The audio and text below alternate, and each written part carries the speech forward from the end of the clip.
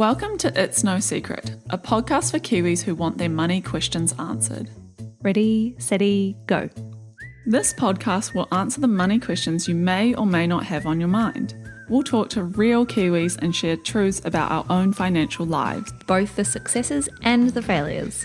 Because the truth is, there is no secret to achieving financial freedom. Hello and welcome to another bonus episode of It's No Secret. Money Moments is where we chat to real Kiwis about their experience with money, the good, the bad, and the hilarious.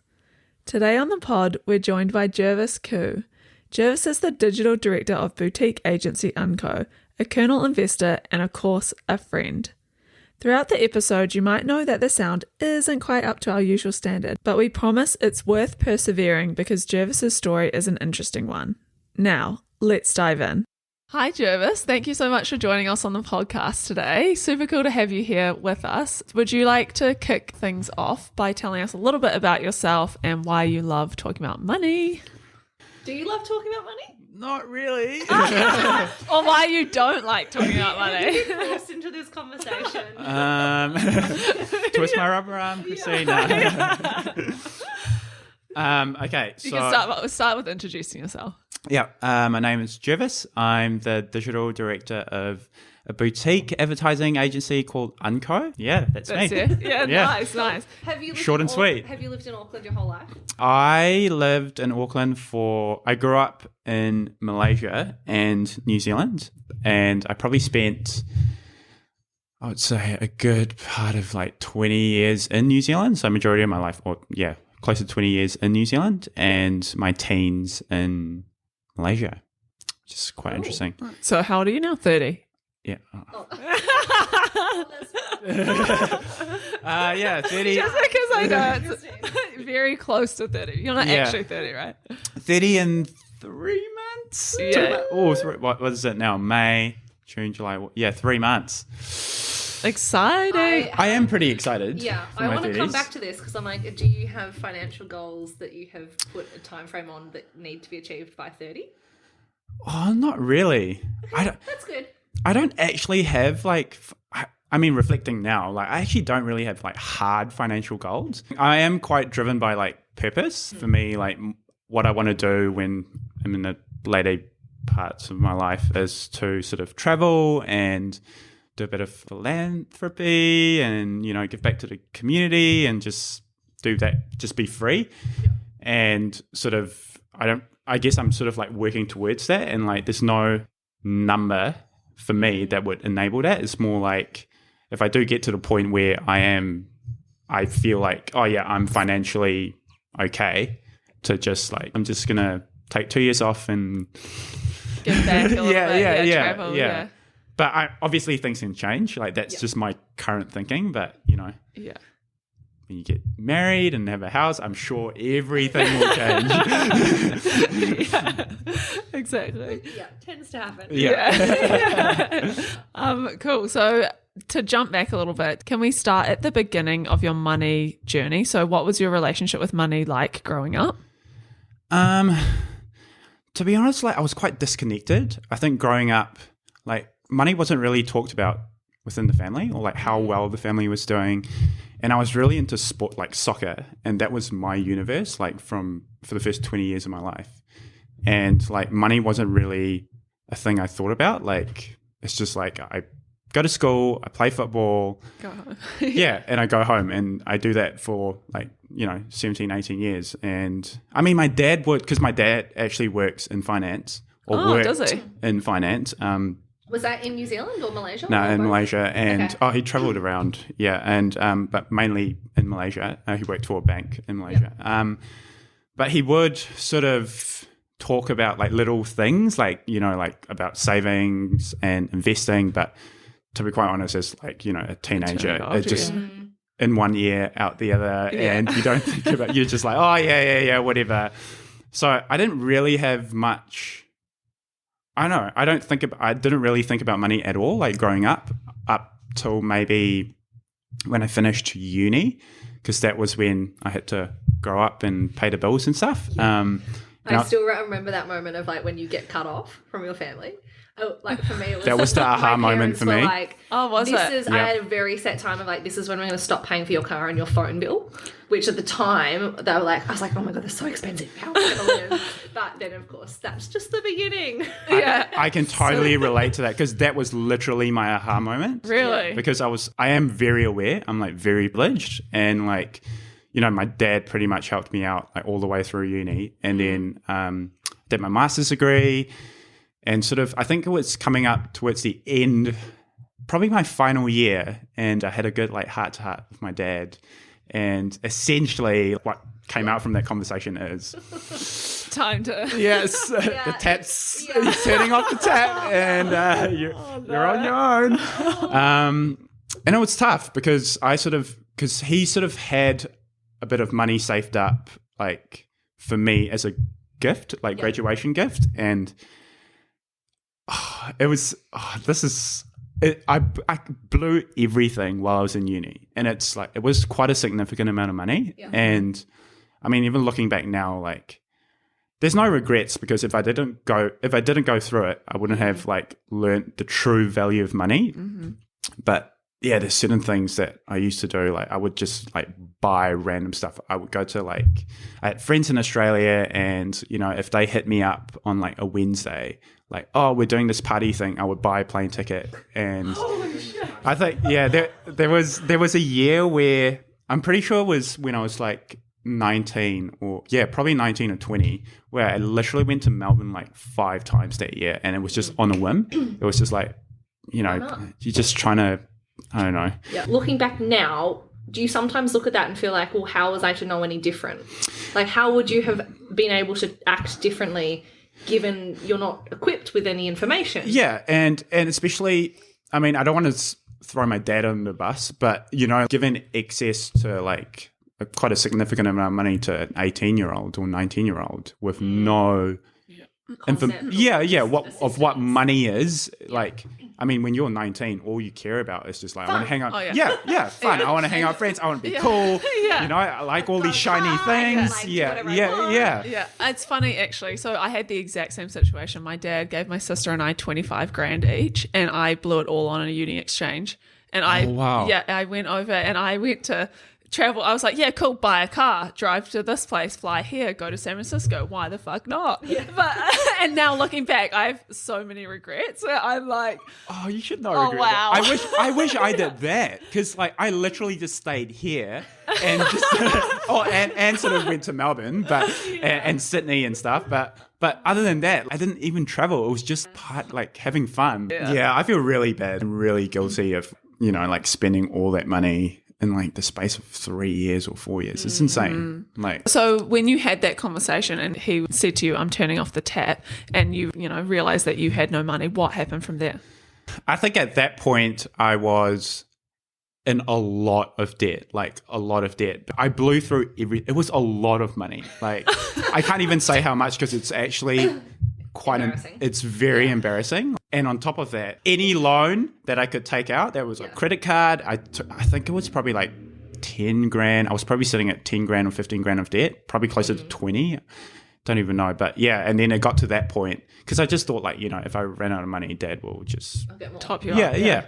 And obviously when we had that conversation, it was like, well, you know, like, what am I going to do now? And I obviously had to pay the bills and pay rent, and, you know, I had a car. So had you graduated at this point? I think I was just about to graduate. Like, So it was probably my final year. It was probably my final year. Yeah. And it was quite hard, I think, because then I just had to basically just had a really serious conversation with myself and figure out what I was going to do. Yeah. And I think one of the big things for me is like trying to converting the debt into like years or time was quite a big, like, oh wow, like, you know, 10 grand. And if I was paying that off at $100 a week or $200 a week or whatever it is, it would equate to like X amount of years. And I think I was quite taken aback by like what that number was. And it's like, so and I would sort of like figure it out. So at 25, so to be debt free, I would at $100 a week or $200 a week, I'll be 27 or 28. And that's such a scary thing when you're like a 21, 22-year-old. And you're like, wow, I'm going to be in debt till long time. Or till I'm 30 or whatever, and it's so scary. And I think that was another aha moment for me. And then I started sort of reading up on finance and going online and just trying to find like other people that were in similar situations that I was in and how they got out of it and what was their strategy and their plan and all that stuff. So it's quite an eye-opening experience. I mean, I'm actually kind of grateful that I was put in that situation because, if I didn't go through what I went through then, I probably wouldn't be in the position I am now and how diligent I am with money. And there's just no way. I just don't see it because I was so disconnected from the value of money. It was crazy. It was actually crazy. I think I sort of like viewed the debt as a bit of a challenge as well. So it was it was quite exciting. And I mean, for me, I'm always like quite driven, and the only way that I could motivate myself was to view that as a challenge. Like, okay, so it's going to take me, I can't remember what the number was, but maybe it was like 5 years or 6 years to pay down that debt at whatever I could afford. So I would basically just hustle to make $50 here, $100. I used to clean offices. I did like food delivery. This is way before Uber Eats and stuff, before tech. And like just pick up any job that I could to make that extra $50, $100 because that's a week. I'm buying back a week of my life at 27 and 28. And that's how I view money now as well in terms of savings. If I don't spend on, I don't know, a new phone or whatever, like $1,000, like if I put that into savings or invest that's rule of 72 for me. Like I live by that, Can you explain what it is just for everyone listening? Well, I guess it's the compound, how long it takes for your money to double.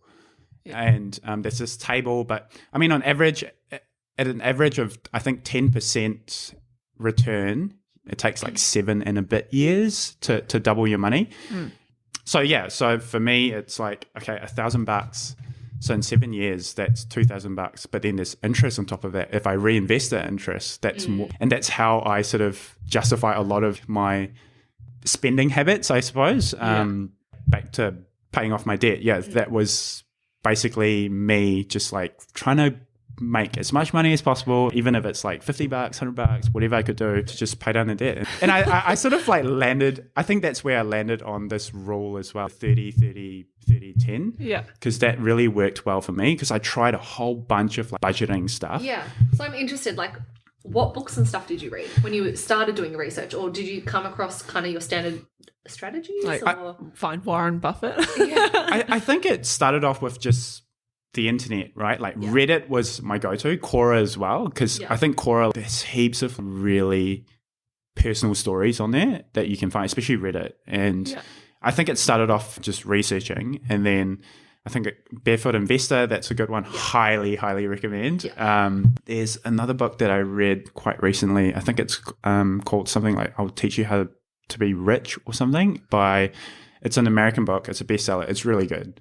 I would recommend that book as well. I'm keen to jump back to the 30, 30, 30, 10 approach. There's the traditional 50, 30, 20 approach. How did you land on that? Very interesting story behind that, because I was sort of experimenting with different, obviously I've done my research on like, how can I budget properly, blah, blah, blah. So if I made, I don't know, like $500 a week, it's $200 for rent, $100 for food, whatever it is. And I experimented with so many budgeting tools and stuff, but it never worked for me. And then one day I was working in Burgerfield, and then I sort of heard, it was a conversation that two other people were having about money.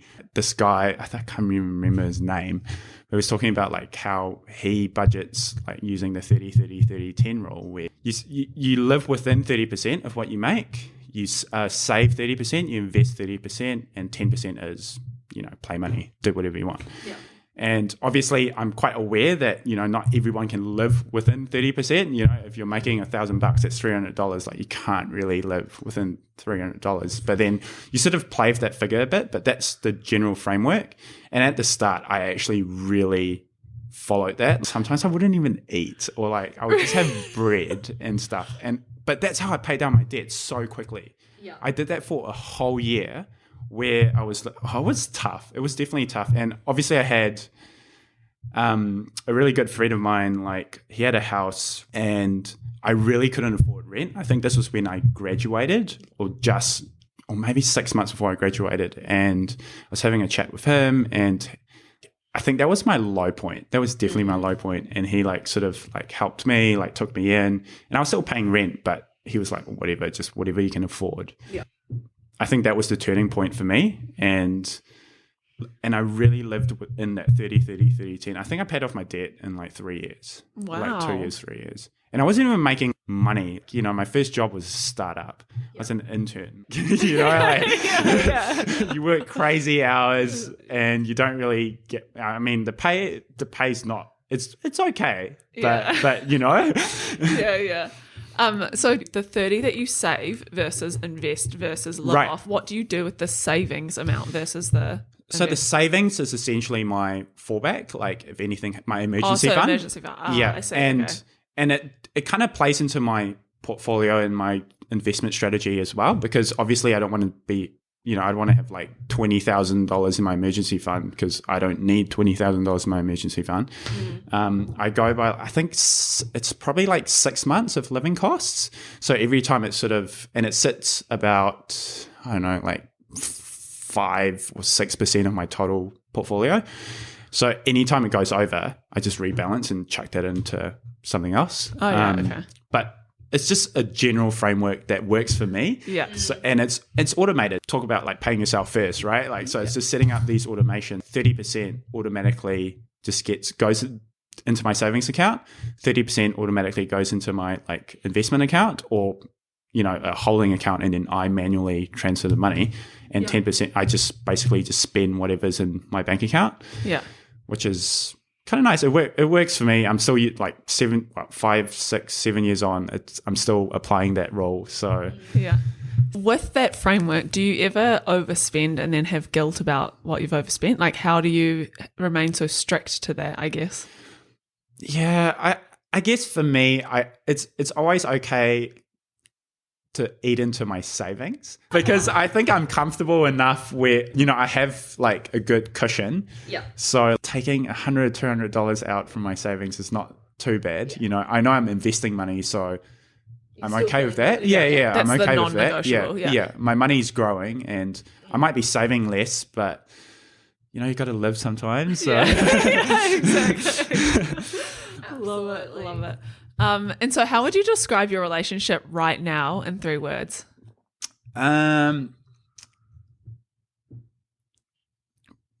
Pretty darn happy. I actually have 3 words and a combined 3 Okay, let's hear them both. So my combined is pretty darn happy, and 3 separate ones is happy, comfortable, and in control. But essentially it all comes back to me being like what my purpose is, and I'm in a pretty good place. I think I'm happy because I know like the 30-30-30-10 works for me, and everything's just running in the background, and don't really have to spend much time or energy into it, which is great. I'm quite comfortable with my savings and how my investments are going, and I'm quite a simple person. I used to like shiny things, you know, and try and keep up with Jonas's, and you know, like, but now I've done the full 180. I don't really spend a lot of money. I think I'm like super cheap now as well. Like people that know me well really know how hard it is for me to like spend money. I'll talk about like, oh, I really want to buy like something, I don't know, this camera or a new phone. Like I'll talk about it for like sometimes years, you know, like but it'll be a few months. It'll definitely be a few months. It'll sit on it. And I have this sort of like, do you have those rules? Yeah, I do. People have the whole like, if I still want it in a month, I'll buy it. So my rule is, if something costs $100, for example, like shoes, if a pair of shoes costs $100, am I going to wear it 100 times or more? And I have to be really honest with myself. And if the answer is no, it's just like, yeah, move on. Nah, not going to get it. Well, what about your soccer boots? Oh, yeah, so... I was going to ask what's the most expensive thing you've bought since the new rule? But maybe Oh it's a man, soccer boot. so the only thing where I just have no rules is soccer boots. I get How suckered much are in. soccer boots? Oh, because I usually go for like the really expensive ones. Yeah. And like, I think I've spent a lot of money on soccer boots. Like they're probably like $400 or $500 a pair. And I would probably buy, I used Do to. you wear them every day? I do like not. Yeah, twice I wear a them day, sleep. every day. Yeah. Yeah, they're pretty bad. Like I'm pretty bad when it comes to soccer boots. Like it's I don't know. It's the one thing that brings me joy, and Exactly. Well, as long as you know that, I think, and like allow yourself to have that thing, the guilty pleasure. Yeah. Right? So moving on to investing, because you've got a very interesting investing story. Can you tell us how I? you got? No. I think so. You kind of like are pretty all over it. I just feel like I don't know. Like I feel like I don't really know what I'm doing. I think I've sort of got to the point where I've done enough research, and I found a strategy that works for me, and I just stick with it, and it's still working. And there's no point changing what's like what's not broken, right? Yeah. And I guess I don't know from the start. So obviously I started with that 30-30-30-10 rule, and then eventually my money grew. Well, I paid off my debt. Money started growing. My money started growing, and I'm like, okay, so what now? And that's when I started looking into index funds, because I'm really lazy. Because I know there's people getting paid really well in this finance industry, and there's no way I can beat them, right? Like at their game. And for me, it's just like, I just need my money to grow, and like in the background. I just view money as like a tool that will help me get there like quicker, I obviously want to travel, and investing my money will help me get to that goal much quicker, like rather than sitting in a bank account generating 0.8% in a term deposit. Don't quote us on that. Or 1%. What was your very first investment? Interesting. I think when I first started experimenting with investing, it was like trading like individual shares, and I think I did lose a lot of money because I just didn't know what I was doing. But I'm glad I did take that first step, because without taking that first, it's scary, right? Like you're investing money, like you're putting money in, and you don't even know how it works. And I'm just trying to reflect on, I think it was definitely individual shares, and then it got to the point where it took up so much of my time. I'm looking at my phone every day, and it's like, and it's energy. It just takes up so much energy. And even if the shares do go up, it's like it goes up by like 1 or 2%. And if I put $100 in, that's all that time and energy wasted for like $2. Yeah. And I got into crypto like really early as well. I think that's where I really learned like how the markets work, or like how investing works, like actively trading works. But then it got to the point where, again, my life purpose, I have this framework. So I've got 6 life pillars. Oh, okay. Tell us more. So it's finance, career, family, friends, health, and personal development. And for me, that framework, if you spend enough equal energy across all those pillars, that will equate to like happiness. That's my thing. And Can I ask you a quick question? Yep. If you're using index funds, do you save energy on the investment or the finance pillar, so therefore you've got more energy for the other pillars? 100%. Because I think when I was probably 24, 25, I just felt I was at a low point, because like everything, and I was trying to figure out why I feel so drained all the time, and wasn't really motivated to do anything, and like wasn't driven. I guess I wasn't myself, and I was just trying to like figure out why. And someone I used to work with at the time like spoke about this framework, and he was like walking me through it, and I'm like, whoa, this is awesome. And obviously it could be different pillars for different people, right? But for me, it was like these 6 things were like the key things for me at that time. and he was explaining it to me like how like, you know, like if you spend too much time and energy in one thing, you're essentially neglecting all these other important life aspects, you know, like, and maybe that's why you're feeling a bit down. And when I really broke it down, like I was actually at that time, I was actually spending a lot of time on like the finance pillar, where I just want to make as much money as possible, because obviously I was so focused on like paying down my debt and then sort of saving enough for a nest egg and like all that kind of stuff. And like all my energy went to like just finance, like money. And then eventually once I really applied that framework, and it was like, oh yeah, I'm just going to spend less time and energy on money. And I think that's where I stumbled upon like index funds and ETFs and like just passive investing. And that sort of like worked for me as well, because it kind of like aligns with my 30-30-30-10 rule. You know, everything's automated. It just goes straight into like, you know, my investment funds, and it'll grow over time and I don't have to worry about it. And I started like focusing on like career. And then like, that's when I actually started seeing like a big change, huge change, like, and I live by it. Yeah, it's just, I don't know, like that's the framework. I'm big on like frameworks, like if you don't know. Like, That's awesome. That's really cool. Yeah. I love it. It's better to have that though than I think just to, well, you know, get to 30 or 35 or 40 and be like, oh, I've kind of just been floating along, not really certain of anything.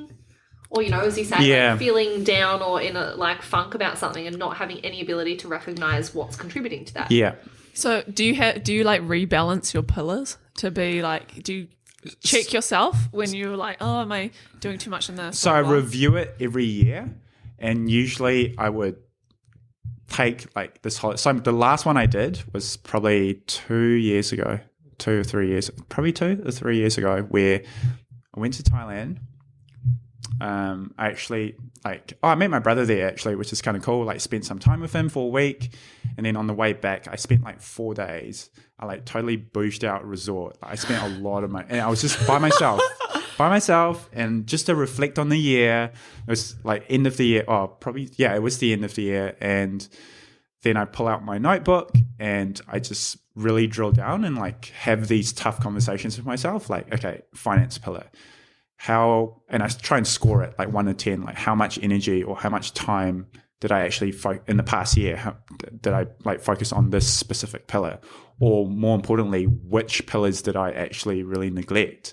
And it becomes pretty obvious, like, And then I would sort of set some goals for the following year on like for these different pillars, and especially if like I spend too much time on like and energy on like the finance pillar, and which are the main pillars that I've neglected in the past year. That's where I need to put my attention and focus on for the following year.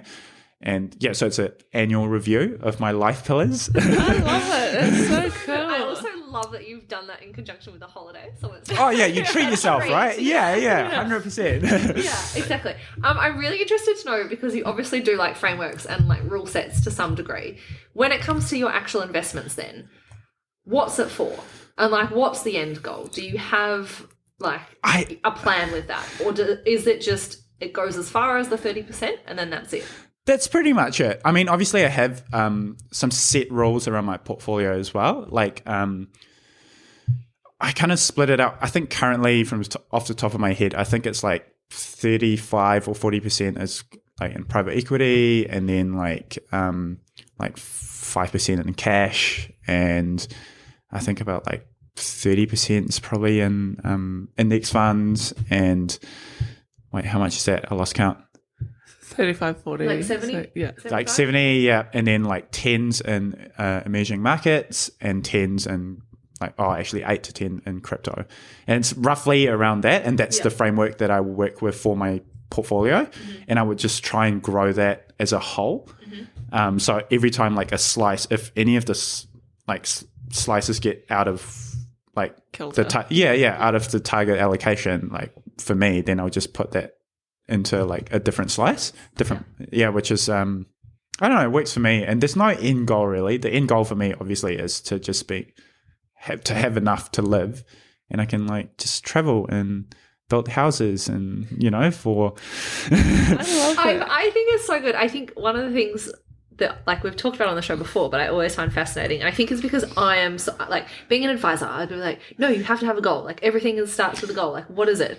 And I find like a lot of Kiwis are very good at just investing or like saving for the future, but not a lot of people necessarily know what they're saving for. Yeah, the extension of that is, and which is absolutely not a problem, but I guess it's just a different mindset. Yeah, I guess I do have I haven't, like Christine and I were talking about this before, like I have like an arbitrary number which I'm aiming towards, but it's sort of like it's just there so there's something to aim for, but it's not really the number because I don't want to limit myself as well, like it's just having that growth mindset where as long as my portfolio or my money or my life is headed in the right direction, then it's fine. It's totally fine. Yeah. I like that. Yeah. And so I quickly want to touch on the investment club. So you have one. Can you please tell us about it? Is it a secret club? Are we allowed to talk about it? It's not a secret. It's sort of, it didn't really set out to be an investment club. It started off with, two people that I lived with, like flatmates at that time. We sort of started like a side hustle of like designing websites and stuff just so to make some extra money. And eventually I think we did that for a year, didn't really work out, and it just took up too much time and energy that we didn't really want to put into it. And I think we came out of it with like, I don't know, probably about $1,000 left over from like that side hustle. Mm-hmm. And we got along really well. Like we're really close and we still wanted to do something. But so we sort of like decided to put that money in the bank and we'll top that up like I think $200 each every month. We call it rocket fuel, our monthly rocket fuel. And we've been doing that for I think 3 and a bit years. And what the idea was like, okay, let's just park. We definitely want to start a business and together. And obviously the first venture didn't work out because it just wasn't right. But we still want to, like come do something together. So we're like, okay, let's just park the money somewhere, keep topping it up. And then eventually when we do get to the point where, we think about something that we want to do, then we'll, have that conversation again. But then it got to the point where it's like, shit, the money. It's quite a bit of money. Yeah, it's quite a bit of money. And like, we can't just leave this in a savings account because, it's not going to, we're losing money by keeping it in a savings account. And then I think that sort of coincided with when I personally was sort of like looking at investment options and da-da-da-da. So that's when we started talking about this. Like, I sort of like would have those conversations like, oh, maybe you should like put it in index funds or, invest in this particular stock or share or whatever. And yeah, I guess that's how it sort of started and it just carried on. And yeah, until today, we still meet up. I guess it's just more of an excuse now for us to meet up every 3 or 4 months to catch, because the other two of my friends that are in the investment club, they've got families and stuff, so I hardly see them now. So it's just an excuse to just catch up on life and just talk about how things are going. And, like obviously the money in our account has grown quite a bit. So we do talk about like certain things about, okay, what do we want to do next? How do we want to split out this thing? Yeah. But yeah, I don't know, it's quite fun, but I just find it as, it's just an excuse to catch up with some friends. So I've done some really silly things along the way as well. I think there was a period where we were like, oh, let's just chuck $100. I think it was $100, maybe $50, like $50 every week or $100 every week on buying lotto tickets. Just whatever, like this is take a punt, see what happens, because we obviously all of us individually has our own portfolio, and this is something that came out from like as growing up over the years. And yeah, it's just something that we just try and have as much fun as possible with. And it's very much your play money, right? It is very much my play money. I don't even include it in my portfolio because it's, I don't know, for me personally, if I lost my portion of the investment club overnight, I mean, it would suck, but it's not the end of the world. Yeah, it's not the end of the world. So yeah. And so on that note, how much do you have now in the investment club, if you don't mind me asking? I think the last time I looked at it, I think it's probably between 30 and 40K, Oh, yeah. which is It's a pretty decent yeah, amount. it's Yeah, quite a yeah, decent yeah. amount of To money. grow that from It's a $200 lot a to month. put on Right? black. Hey, we could double it or lose it all, but Have there been Bitcoin or like crypto discussions in the we investment club? did invest in Bitcoin a little. We only chucked in like $500 or something. This was like 3 or 4 years ago. We were like, oh yeah, let's just take a punt. Yeah. But I mean, I don't even think we made money. We probably like were sitting on like a massive loss for ages because we got in when it was like really like when it was super hyped up and it was probably at its peak, and that was when so it's a good thing we only chucked in $500 actually. But yeah, I don't know. I think we have had some serious discussions about like what we want to do like moving forward, and obviously as it grows, like we were thinking about, oh, maybe we should just buy investment property together, you know, like it turn into like a little property investment club. But then one of them actually does have an investment property, and he's like, nah, this is too much work. too much work, too much, and then Takes out the fun of it. Yeah, as well. yeah. Like very different to catch up over beers and talk about like how's your portfolio doing, as opposed to like who's going to kick the tenant out. Yeah. Who's going to go fix the oven this time? Yeah, exactly. So yeah, I think we've definitely come to the point now. But our last catch up, we had some like serious discussions about like, oh, maybe we should just like cash out and go our own way, which is quite sad. But Yeah, that is sad. I'm sad for you. but it got to the point where it's like, okay, we are sort of invested in like a similar. We have a similar approach to our own individual sort of portfolios. So it's sort of like, are we just doubling up then? Like, what's the point? Yeah. And so maybe we should just like go our own ways and, you know, cash out and just top up our personal portfolios. And then if we do get to the point where there's an interesting opportunity where we could invest in something together, that's when we can just, you know, Take it out of your pull own. money again and do that. Do you own property? I do not own property. Why not? It is by choice. I guess I'm sort of like stuck in this perpetual cycle of like, oh yeah, I do want to like buy property. I'll look into property, go online, look at like different properties, and I'm like, ooh, it's pretty expensive, and it's essentially going to be like all my eggs in one basket, you know, like, and then I'll get like super stressed out. I'm like, do I really want to do it? And then I give up. I'll overthink things. I'm like, I'll check out houses. I'll think about property. It happens exactly the same way every single time. I'll think about, oh yeah, maybe it's time for me to get property.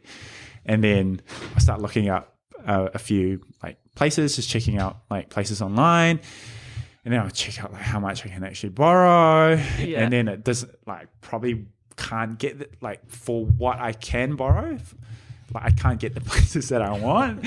Yeah. And then I have to look like at places further away outside of like Auckland or like for, you know, outskirts of Auckland, and then I start asking myself the questions of like, oh, do I really want a 2-hour commute to work or an hour commute to work, and how that's going to affect Everything else. my Your life, social my life, schedules and stuff. How a pillow's gonna be. Oh yeah. Oh, Not good. Not good. I reckon property would be a pillar. I'll probably have to kick out. Like, Your health will plummet. yeah. So then it gets to that point, then I give up. You know, and 2-3 months later, I'm like, oh yeah, maybe it's time to look into property, and then I just start this cycle. Yeah, and I am very aware that, you know, I am in a position of privilege to even think about like, you know, like buying property, but I don't know. At the moment, I am seriously considering it, but I don't know. It's just too much of an effort at the moment. Like I said, like I'm pretty lazy, so True. don't want to do the work. Yeah. I was thinking when you were running through the 30-30-30-10, I'm like, how would that have to change if you bought a Interesting, house? Like, yeah. have you thought about, I guess, what that would look like going forward? I guess I could save less, like that savings, that Like, 30. savings would be like your mortgage, basically. Yeah, but I guess it depends on how much the mortgage is as know. well, right? Like, and Terrifying that's question. yeah, that's a great Maybe question. that's something Yeah. for you to crunch over the weekend. Yeah. Next time you're looking on Trade Me, we're like, Yeah, this doesn't fit in my 30. But it is always sacrifices, right? Like, so it's sort of like, what am I comfortable with sacrificing? Like my savings, would my you keep investments. your investments, or would you have to use a portion of your investments for the property? At the moment, like KiwiSaver is my that's my plan. Okay. But I don't know. Realistically, I'm definitely going to have to top that up for like places that I do want to live in. If you're in Auckland, yeah. But yeah, I feel like maybe next year I'll pick this up again next year, or maybe at the end of the year. But yeah, I don't know. But I do want to get into property, but it's just mainly so I could diversify my portfolio a bit, because at the moment it's just like it's pretty risky. Like most of it, it's really weighted towards like stuff that I could lose overnight, if you know. But I'm comfortable with that. I'm totally comfortable with that.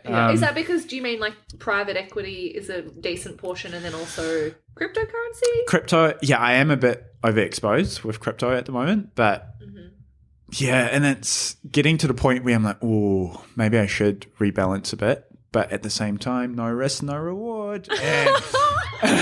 And again, coming back to my purpose, right? If it does pay off, you know, like I could actually do what I want to do so much earlier in life instead of like waiting till I'm 50. And when I'm 50, obviously I have less energy, and you know, there's all these other things that come along when you're at that age. If you could give 3 tips to someone trying to get out of debt, what would you say? The first thing that worked really well for me is actually working out how much debt you have and the interest, and then trying to figure out what you're comfortable with paying off every week, or whenever you get paid, fortnightly, monthly, whatever it is, and what that time frame is. Because I think it is like when you actually know what the time frame is, it can be quite scary, especially if you're sitting on a big amount of debt. And then making a plan around that. If it's like 5 years, are you comfortable just, you know, like paying $100 a month or a week, whatever it is, for the next X amount of years to pay off your debt? And just taking that big picture approach, like for me, I'm 30, and if I have to pay off debt for the next 5 years, you know, like, am I comfortable with paying off debt for the next 5 years when I'm 35? I won't be debt free till I'm 35. Yeah. And those are the questions that I would ask myself. And if the answer is no, then, well, maybe don't pay $100 a month. Maybe like, can you pay $200 a month? But then obviously that comes with sacrifices as well. Like, what are you comfortable with sacrificing? And I don't know, for me, that worked really well. And, you know, like by choosing to not go out or eat out in order like to just top up my debt, like and claim back time for my future self was quite motivating for me. Maybe that will be motivating for people, others as well. So I think the other one would be like maybe tracking your net worth as well, you know, like, and just so it gives you like an overall view of like how you're tracking financially.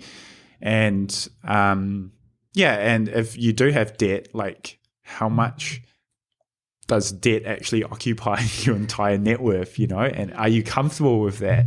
And I think it's just having these like, you know, big picture sort of views on your financial life would trigger certain things, I think, or certain like behavior changes. Cool. Well, thank you so much, Jervis. It was so much fun to talk to you, and I learned a lot actually. So thank you again for coming on, and we'll see you soon. Thank you for having me. Hopefully it's valuable for someone listening. If you enjoyed this episode, we'd love for you to subscribe to the pod and share it with someone you think would enjoy it. If you'd like to find out more about Jervis and Unco, you can head to www.weareunco.co.nz.